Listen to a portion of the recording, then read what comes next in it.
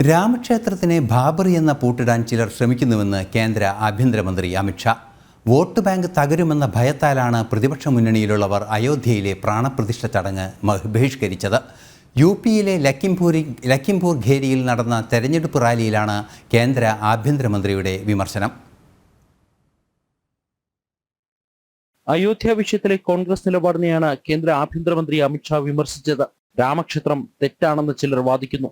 ജനങ്ങൾ തെറ്റ് ചെയ്താൽ ബാബറി എന്ന പേരിൽ അയോധ്യയ്ക്ക് വീണ്ടും പൂട്ടിടാൻ പ്രതിപക്ഷ മുന്നണി ശ്രമിക്കുമെന്ന് കേന്ദ്ര ആഭ്യന്തരമന്ത്രി അമിത്ഷാ പറഞ്ഞു.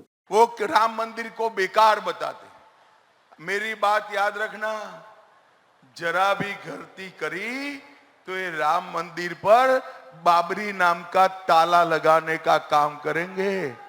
രാഹുൽ, പ്രിയങ്ക തുടങ്ങിയ കോൺഗ്രസ് നേതാക്കളെയും അഖിലേഷ് യാദവ്, ഡിംപിൾ യാദവ് തുടങ്ങിയ സമാജ്വാദി പാർട്ടി നേതാക്കളെയും പ്രാണപ്രതിഷ്ഠാ ചടങ്ങിലേക്ക് ക്ഷണിച്ചിരുന്നു.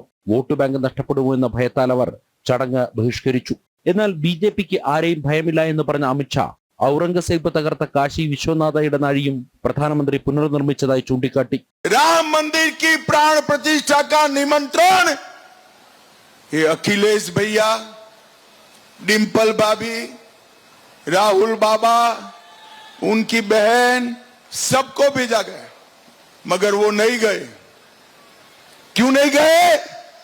वो अपनी वोट बैंक से डरते हैं, वोट बैंक से डरते हैं.